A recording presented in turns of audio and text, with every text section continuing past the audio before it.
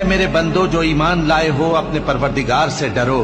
جن لوگوں نے اس دنیا میں نیکی کی ان کے لیے بھلائی ہے اور اللہ کی زمین کشادہ ہے.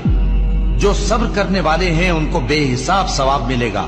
کہہ دو کہ مجھ سے ارشاد ہوا ہے کہ اللہ کی عبادت کو خالص کر کے اس کی بندگی کروں، اور یہ بھی ارشاد ہوا ہے کہ سب سے پہلے میں فرما بردار بن جاؤں.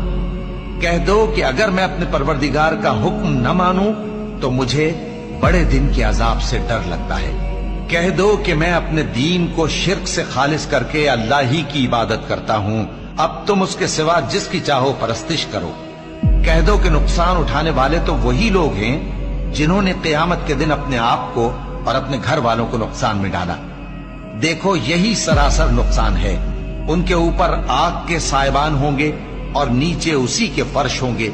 یہ وہ عذاب ہے جس سے اللہ اپنے بندوں کو ڈراتا ہے کہ اے میرے بندو